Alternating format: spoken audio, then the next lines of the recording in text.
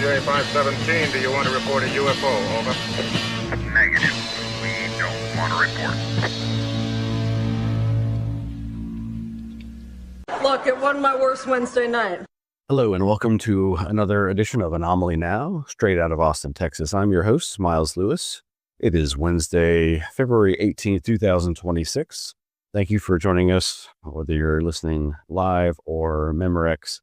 Tune in, turn on, freak out. It's been over a week since we did a show, been out sick, and you can probably tell by the sound of my voice that I'm still getting over it. But hey, that's life, ain't it? You can find out more about our 501c3 nonprofit Scientific Anomaly Institute over at the website anomalyarchives.org. There's links to phone numbers, emails, PO boxes. You can contact us, reach out, click the like and subscribe, the notification bell, all that good stuff if you're on the YouTubes. If you're listening to this audio version, just know that there is a video component, but if you don't want to watch, you can just continue to listen to the audio version over at the website anomalyarchives.org. There are episode web pages with all the show notes for every single episode of Anomaly Now, going all the way back to the year 2020. Yes, we've been doing this show for 6 years, really only 5 because we took 2022 off. But all right, this is going to have to be a short episode, but just wanted to let folks know that you can go to the website anomalyarchives.org/events and look for the information on Anomaly Academy monthly lecture series. We just featured Susan Demeter last month, and this month we've got Jack Hunter. He's going to present on Of Minds and Monsters, an exploration of non-human consciousness and the paranormal. Highly encourage you to sign up over at patreon.com/anomalyarchives. Jack Hunter is a very interesting new voice in the world of para-anthropology. He is approaching the paranormal and spirituality, spiritualism, all the various aspects of anomalous human experiences through various lenses associated with anthropology. And we are very much looking forward to hearing what he has to say about the subject of minds and monsters. And you can, of course, go to our Flipboard, flipboard.com/@anomalyarchives and click through to the ever lengthening feed wall of articles that we have linked to. There's a ton of stuff. I also want to make you aware that coming up, of course, next week, I don't have this information ready, but you can go to meetup.com and look for Area 512. That is my good friend David's meetup group where we local UFO folks have been gathering and talking about all things UFO, UAP that we find in our daily searches for what the heck is going on. But a couple of other outreach events that are coming up.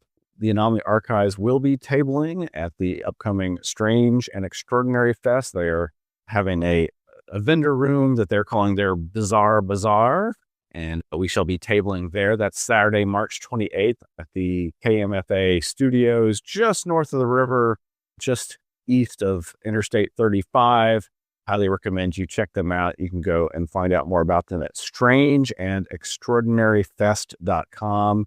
And then coming up in April is the biannual Austin Archives Bazaar. We've been going to this since it first launched, I think, in 2018. Maybe they did an earlier one, but we love tabling there. There's so many other wonderful Texas-based archives there. We definitely are the most bizarre there at their bazaar, but you'll be surprised. There are some other bizarre archives that table at these events. And it's just, people who work in libraries and archives are wonderful people who just want to help you find the information you're looking for. So highly recommend you check that out as well. So go to anomalyarchives.org/outreach and you can find the links to that, strangeandextraordinaryfest.com and austinarchivesbazaar.org. Well, so we recently had the pleasure, that friend who hosts the Area 512 meetup, my good friend David, invited me along to a very fun event that happened here in Austin. There's a new event, new tour that it's going on. Maybe it started with just 2 tour dates, so who knows how far or wide they'll expand. But the first one was in Austin, Texas. The next one's in Montreal, Canada. That is because the 2 hosts, Jesse Michaels and Chris Ramsey, are based in those locations. Jesse Michaels of American Alchemy, who we've mentioned many times for various reasons because of his very interesting and always entertaining and very sometimes educational podcast, American Alchemy. Whatever criticisms I might level at it, I do find a lot of very interesting information on his show. And Chris Ramsey, the stage magician turned UFO podcaster with his Area 52 podcast, they have partnered up and launched this It's Probably Nothing tour. The first one, again, having happened here in Austin. And a fine time was had by all.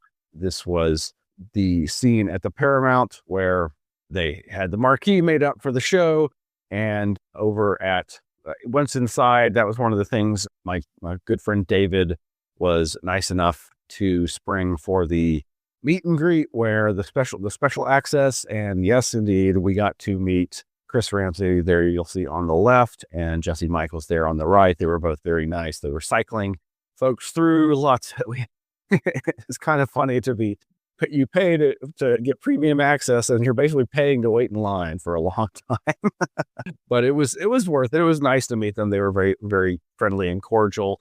Let's see. They also gave each of us a special file folder stamps with the It's Probably Nothing logo, and inside was a printout to accompany some photographs. So one of the photographs being a famous or infamous UFO or alien case, and the printout being a explication of it, often a debunking of it. We looked at other attendees' file folder paperworks. It's a cute little gimmick. They also were giving out what they were calling these challenge coins, which are these very heavy metal stamped commemorative coins for this event, this tour. That's pretty cool. Don't have a picture ready of those right now. But then later at the end of the show, they took a big group photo of the approximately 1,000+ people. I forget how many the Paramount holds, but it seemed like it was a full house. David and I were both pretty shocked at just how many people came out, how many people there were here in Austin. I mean, maybe people came from out of town. I don't know, but it was a very fun event. It was basically just a live version of their podcast where they interviewed each other. They had a special guest who was a local Austinite who had a recent UFO sighting in the last few years, right nearby on South Congress, just south of the river, just south of downtown where we were. A very interesting sighting description, pretty close encounter, whereby he described walking his dog and witnessing what at first he took to be a black tent on top of a building, which suddenly rose up and started moving, and then was coming towards them. And he realized that there were lights underneath it, and it was silent. Well, not silent, excuse me. It was buzzing in a kind of throbbing way. And he became very, very frightened. Of course, did not take any pictures, but he's an artist and was able to do some drawings of it, which they did show, at least holding them up. We were close enough that you could see them. As you can see here, we were in about the second row off to one side. I note here also, Jeremy Corbell was in the audience. At some point, I turned to my right and saw Jeremy Corbell standing right nearby, coming in one of the side exits of the front rows of the Paramount Theater towards the stage. And I thought, oh, maybe he's going to be one of these special guests. But as it turned out, he was just an attendee, which turned out to kind of be interesting and ironic, perhaps, in that the other special guests, and the reason they had us all lock up our phones, was they showed a premiere of a trailer for a new UFO documentary called S4, the Bob Lazar story. At least I think that's what it's titled. And the director, film creator, and came out along with, you guessed it, Bob Lazar. The house went crazy. It was rather interesting just how excited the audience got. Obviously, as an old school UFO fanboy, I was tickled pink, and he seemed like he always does, low key, not were that talkative and seemed like from that limited expression, seems like a nice guy. But the preview for the documentary is very interesting.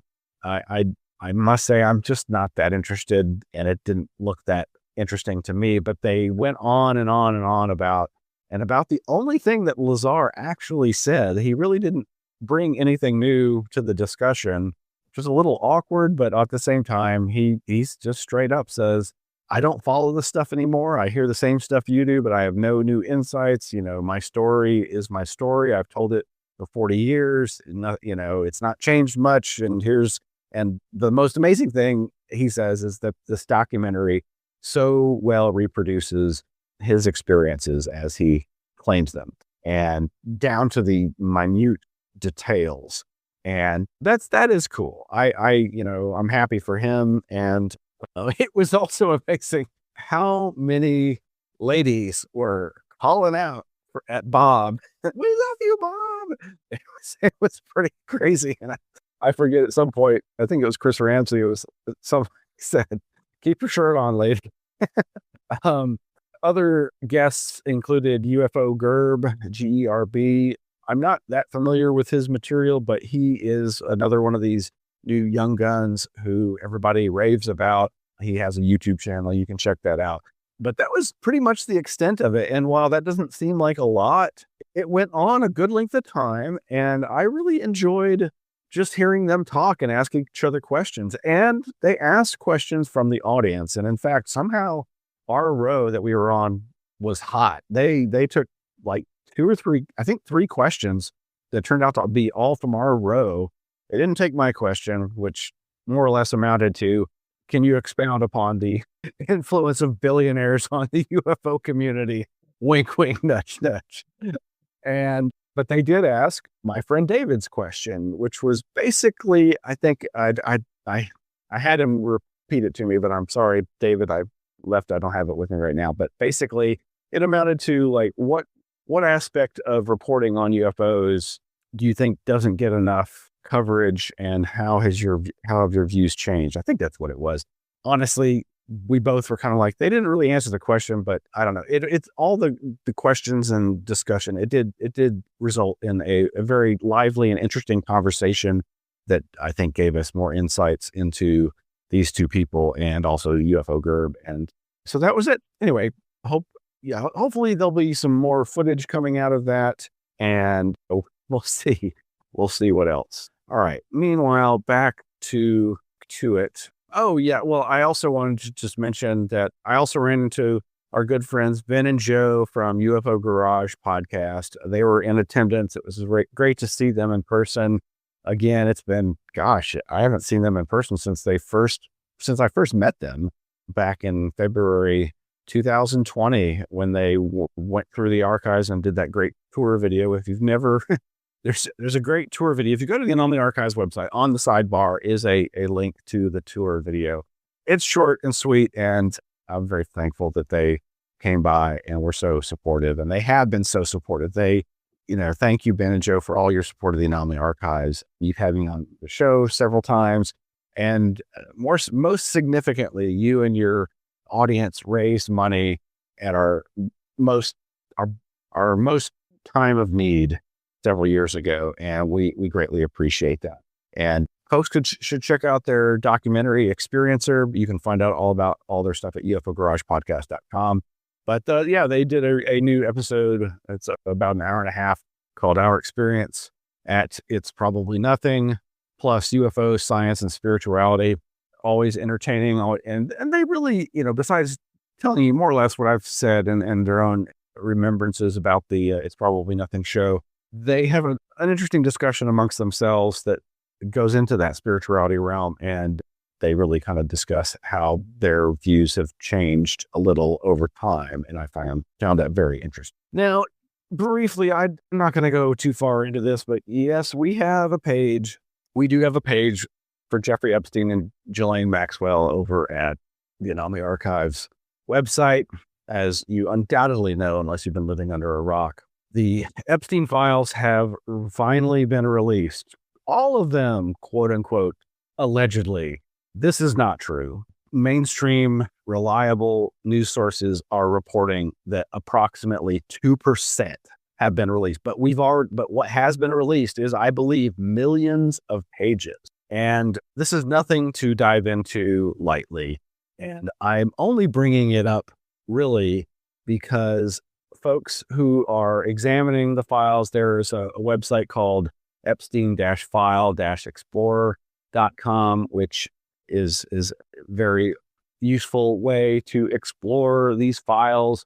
As you can see here, it says that there are nearly 2.6 million pages of documents, over 5,000 people named individuals. And it is the case where you can basically go in and search for anything, anybody, and unfortunately, you will probably find them. Now, obviously, so for instance, in the case of, bring that up again. It's not going to do it. There's this other, it's called Gmail World, gmail.world. It's not Gmail, excuse me, J for Jeffrey, jmail.world. And this is basically a virtual email inbox for the Jeffrey Epstein files that were email files. And this is another thing that you can search. And folks, you have undoubtedly already heard about the fallout. Royalty, corporate CEOs, news people are all being affected by this. Many of them having to step down, sell their companies, go into hiding. This is the kind of thing that we've always expected. Anybody who's followed this subject has always expected. But again, this is just the tip of the iceberg. While the administration tells us that there is nothing more to see here, that they have released all that they're going to release, even though, as we say, it's approximately 2% of what they have. There's just so much here. Now, how does this relate to the anomalous? Well, as you explore the files and the emails, what you discover is that just about quite a few people who have been part of the quote unquote alternative health or the paranormal or the fringe science or the UFO scene or the parapsychology scene, the New Age scene, have been in correspondence with Jeffrey Epstein, even after he was a convicted sex offender, and even after the rumors which had touted him for a long time were well known. And that is what is so disturbing. And without, again, going into all the names, you will probably be shocked. And it is incredibly disappointing to see this. There are people people who have obviously interacted with him after he was convicted, that it's very troubling. And I would direct people to one UFO researcher's attempt at grappling with this. Kimberly Ingalls is somebody whose work in this field I've only recently become aware of in the last 2 or so years, mainly through her presentations. I think initially through her presentation at the Rice University Archives of the Impossible conference. She had said on Facebook that she was going to try to put her feelings into words and her thoughts into words, and she has done so. And I'd encourage you to go read that at her Substack. It's titled, "If UFOs are real, then so must be our ethics, accountability, and embodiment in moments of moral failure." And it's not that long of a read.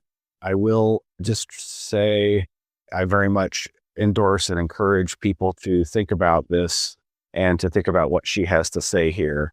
Let me also just say, so again, at the heart of the Epstein debauchery is the predation on and sexual abuse of children, particularly young ladies, young girls, children.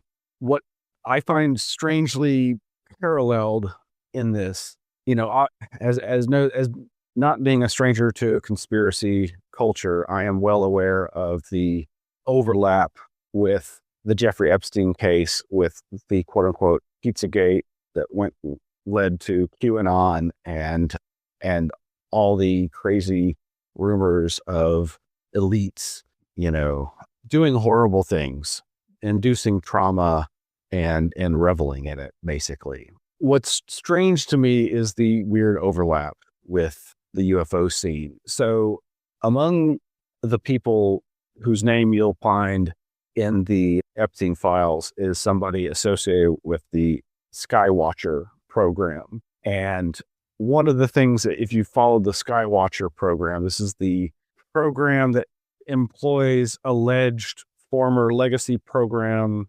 employees, Jake Barber, who have claimed that they used to work in the black world to plug leaks of the legacy program, and that they have become on the good side and are now working with this corporation to use technology as a dog whistle to call in UFOs and document them, and ultimately to get one landed and to capture it. Now, what's really interesting to me is the connections between Jake Barber and another whistleblower, alleged whistleblower, who he claims he went and saw speak, and I think is how he met Stephen Greer. And it's somebody in Greer's circle, and I think also Jake Barber, who claimed that what this other, Herrera is the last name of the whistleblower I'm talking about, I believe. Herrera talked about doing a special op